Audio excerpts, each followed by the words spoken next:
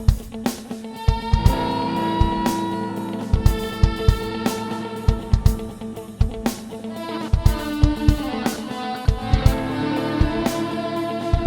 en nuestro espacio de entrevista vamos a hablar de varios asuntos de actualidad y nos acompaña en plató el obispo de la diócesis Sigüenza-Guadalajara, Monseñor Atilano Rodríguez. Gracias por acompañarnos. Muchas gracias, un saludo. Ha celebrado recientemente sus bodas de oro como sacerdote. ¿Qué balance hace de ese periodo de su vida?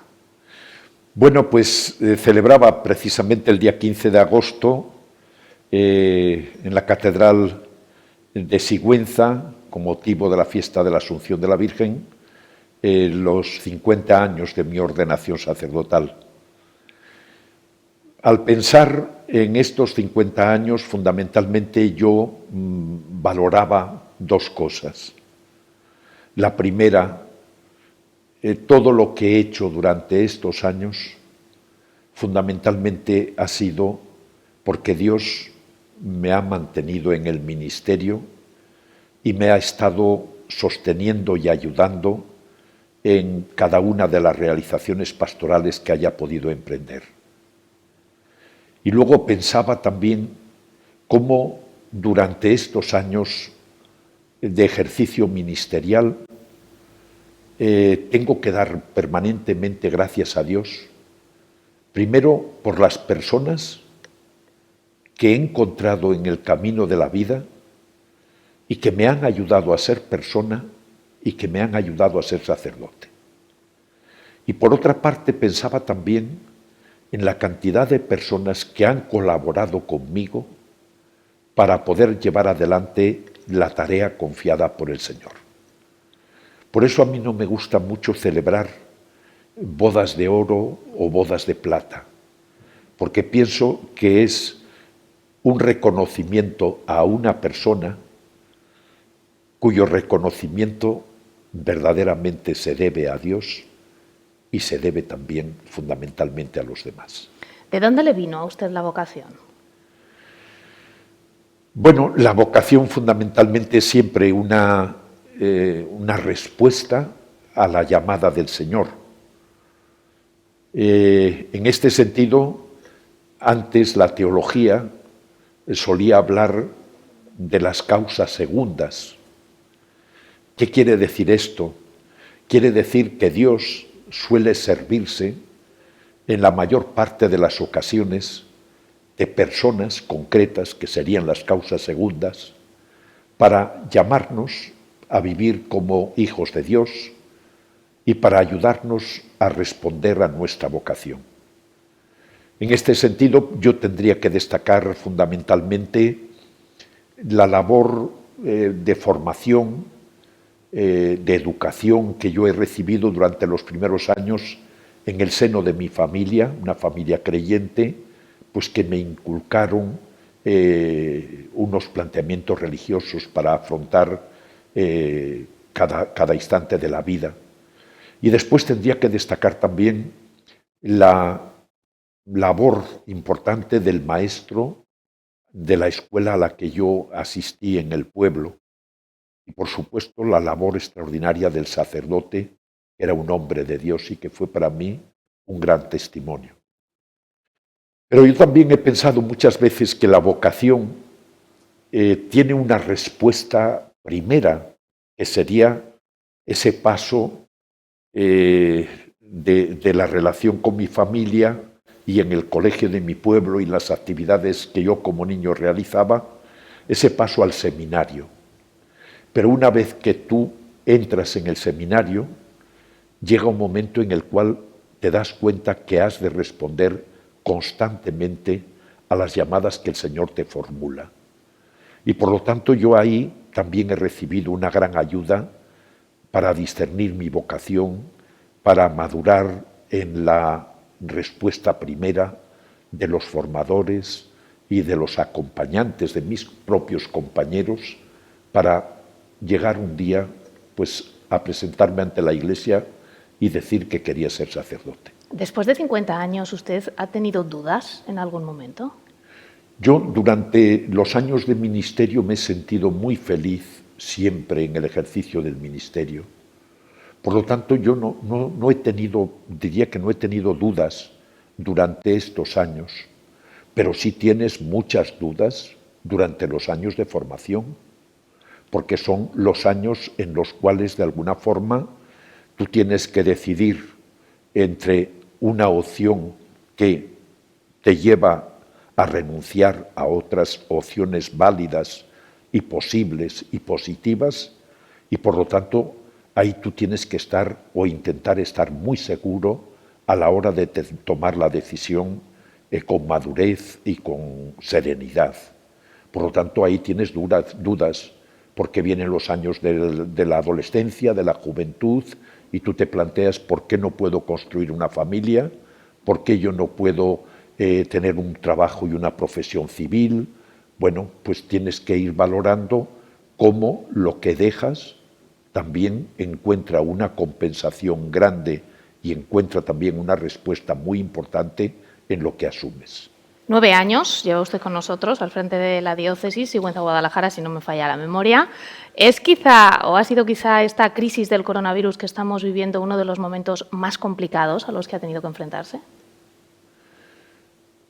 Yo no sé si será uno de los momentos más complicados. Lo que sí dirías es que ha sido uno de los momentos de más sufrimiento. Yo he sufrido mucho durante este tiempo de pandemia.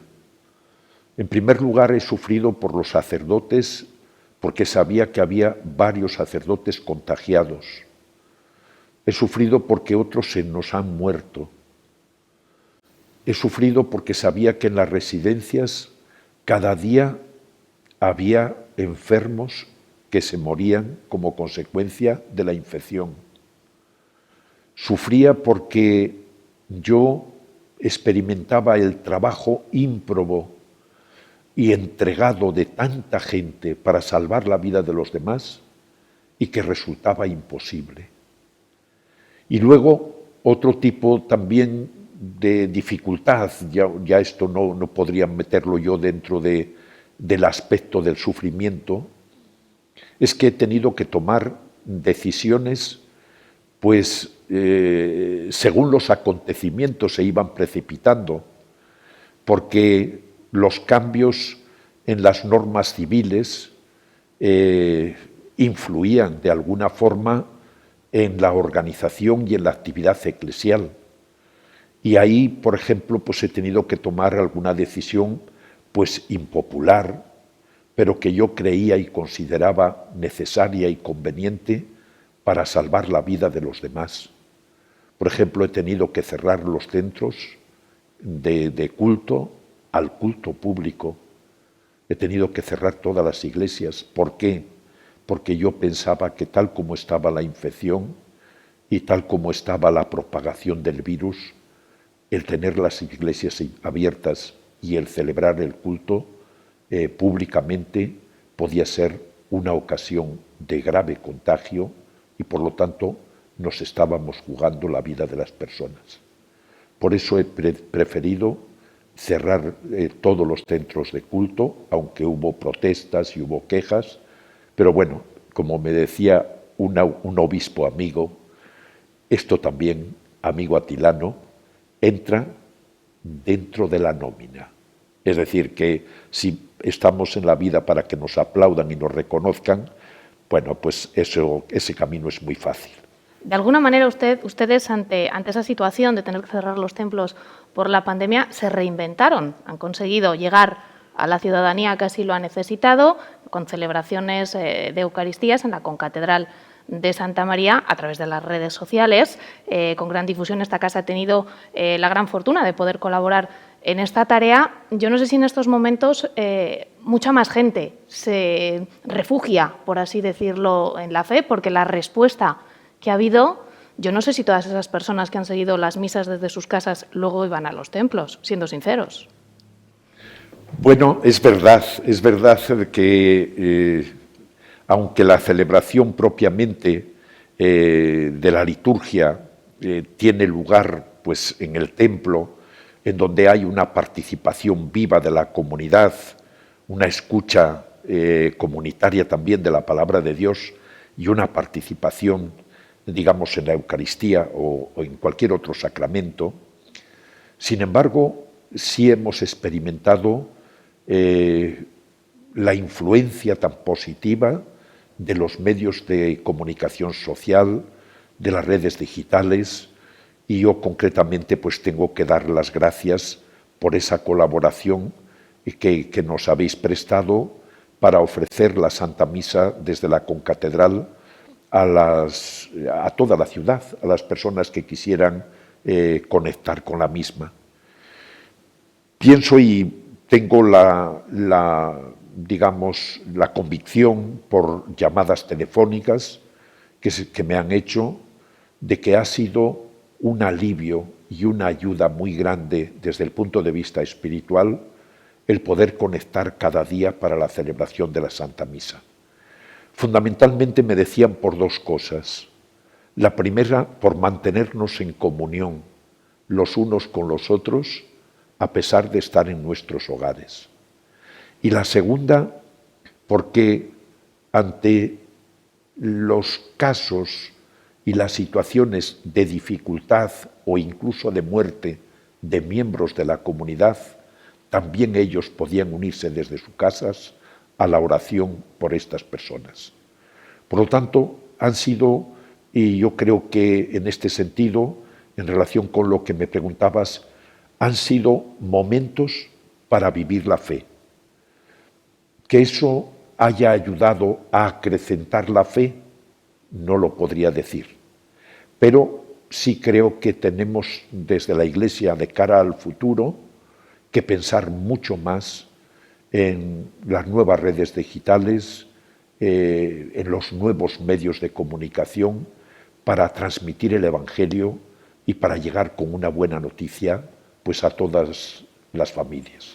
Hacía usted referencia de lo mal que lo ha pasado la gente en la provincia de Guadalajara, en toda Castilla-La Mancha y en todo el país, sin duda con esta crisis del coronavirus, con auténticos dramas familiares que ahora mismo también se están acrecentando. A través de las parroquias, ustedes han tenido, como siempre, un contacto directo con la gente de los barrios. Me imagino que la preocupación va a más. Bueno, se nos han multiplicado por 3 el número de personas que está pasando por Cáritas. Es decir, que si eran 800 personas las que venían a pedir ayuda, bien para pagar el alquiler del piso, bien para comer, para tener el alimento necesario y el sustento necesario para sacar adelante la vida cada día, o bien para recibir algún otro tipo de ayuda, en estos momentos ese número se nos ha multiplicado por 3. Yo en este sentido quiero agradecer, ya lo he hecho públicamente en otros medios de comunicación, pero quiero agradecer la labor que desde el primer momento y afrontando todas las dificultades de la pandemia ocasionada por el virus, llevaron a cabo los miembros de Cáritas Diocesana, los sacerdotes desde cada una de sus parroquias y los voluntarios que colaboraron asiduamente cada día para atender este tipo de necesidades. Yo una de las cosas que les pedí desde el primer momento es que se coordinasen mucho entre ellos para no duplicar acciones y sobre todo para que todas las personas que acudiesen a Cáritas recibiesen la ayuda necesaria. Por otra parte, nos cogió en un momento también económicamente difícil. ¿Por qué? Porque al cerrar las iglesias al culto público no teníamos ingresos económicos. Y yo he pedido económicamente que los sacerdotes colaborasen económicamente, aportando más o menos lo que cada uno recibe como nómina cada mes. Pedí también la solidaridad pues, de empresarios y de cristianos en general. Y tengo que decir que ha habido una respuesta muy generosa que también quiero agradecer. Y finalmente yo diría que hemos salido adelante y estamos todavía manteniéndonos en esta situación gracias a la coordinación con las instituciones civiles. Se ha mantenido una relación muy fluida, tanto con la Diputación como con el Ayuntamiento, con la Cruz Roja, y entonces a través de estas instituciones aspectos de necesidades que desde Cáritas no podemos atender se van pudiendo solucionar. Esta situación en la que nos encontramos, derivada de la crisis del coronavirus, ¿cambia alguna de las directrices que se estaban adoptando dentro de ese sínodo diocesano en el que se encontraban? Bueno, aquí también tenemos que readaptarnos. Tenemos que readaptarnos porque en el sínodo habíamos llevado adelante la primera, campaña de concienciación de la importancia del sínodo. Habíamos realizado la encuesta sinodal con una gran participación de gente, más de 6.000 personas que respondieron a la encuesta, y ahora teníamos pensado comenzar con el trabajo de los grupos a partir de esas respuestas y de las correspondientes catequesis que se iban a preparar para comenzar ahora en septiembre o en octubre el trabajo de los grupos. Hemos tenido que frenar ciertamente la actividad durante este tiempo de verano. Lo que sí tenemos preparado es ya el primer folleto con las 5 primeras catequesis para iniciarlo en la medida en que veamos que hay una seguridad para la vida de las personas y que no haya peligro de contagios. Por lo tanto, como van a ser reuniones de grupos, este aspecto hemos de cuidarlo prioritariamente. En segundo lugar, yo siempre cuando hablo del sínodo digo que el sínodo es una gracia de Dios para nuestra Iglesia diocesana y por lo tanto que hemos de orar por el fruto del sínodo. Este aspecto se está manteniendo en todas las parroquias de la diócesis. Todas las comunidades están orando por el fruto del sínodo. Y en tercer lugar, el sínodo tiene que llevarnos a unos compromisos concretos en relación con la evangelización, porque la palabra sínodo significa el camino que yo hago con los otros, con los sacerdotes, con los seglares, con los consagrados. Por lo tanto, hay algún aspecto que a mi modo de ver es importante en la actividad de la Iglesia en los próximos años que deberíamos de cuidar. ¿Cuáles son? Son los trabajos que podemos hacer a través de los consejos pastorales, de los consejos de asuntos económicos que tienen que seguir funcionando en las parroquias. Por lo tanto, este impulso a estos consejos y la responsabilidad, digamos, compartida desde los mismos, son fundamentales para continuar celebrando el sínodo y haciendo que el sínodo ya sea desde hoy una realidad. Para terminar, algo que seguro preocupa a padres y a niños que nos puedan estar viendo. Se tuvo que hacer un parón con comuniones, bodas, bautizos, con confirmaciones. Toda esa preparación previa para poder realizar los sacramentos, me imagino que también echará a andar en la medida de lo posible y siguiendo los consejos de las autoridades sanitarias. Claro. Esto es algo que hemos tenido en cuenta desde el primer momento, es decir, celebración de sacramentos, bodas, bautizos, comuniones, confirmaciones, no tienen por qué pararse, pero hemos de hacerlo con la debida seguridad. Y por lo tanto, en primer lugar, hemos de tener en cuenta las normas dictadas por las autoridades civiles, pero en segundo lugar hemos de hacer también realidad pues la limpieza de manos o el lavado de las manos, las mascarillas, la distancia y procurar también el que la gente que venga que no vea, por ejemplo, la necesidad de hacer la comunión todos los niños un mismo día, sino que haya por ejemplo, distintos días que en esto los sacerdotes están plenamente concienciados, en los que los papás pueden venir pues, con su hijo o con su hija, aunque no vengan más compañeros a recibir el sacramento de la comunión. Por último, de manera breve, ¿qué mensaje lanzaría a los guadalajareños, a los vecinos de Guadalajara? Bueno, yo no sé, no soy muy amigo de mensajes, pero yo diría que estamos ante una nueva realidad. Y es muy importante tomar conciencia de esta nueva realidad en los aspectos económicos, en los aspectos sociales, en los aspectos familiares, cuánto ha cambiado también la situación familiar durante este tiempo.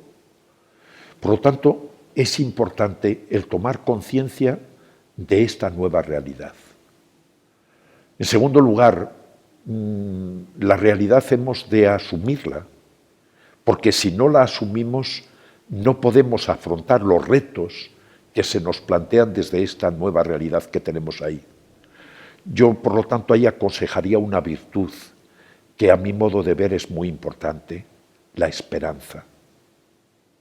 Y finalmente, yo diría que esta nueva realidad, desde una actitud de esperanza, hemos de verla también no solo pensando en nosotros mismos, sino pensando en aquellos que están tirados al borde del camino, es decir, en estos que se atienden desde Cáritas o desde las parroquias o de otras instituciones caritativas.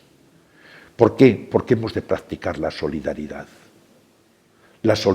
que nos obliga cada día a intentar ver y actuar no desde los propios intereses, desde los propios criterios o desde los propios gustos, sino desde las necesidades, desde la dignidad y desde los derechos de nuestros semejantes. Pues con ese mensaje nos quedamos. Muchísimas gracias por acompañarnos, como siempre, Monseñor Atilano Rodríguez, obispo de la Diócesis Sigüenza-Guadalajara. Gracias por estar con nosotros. Muchas gracias a vosotros.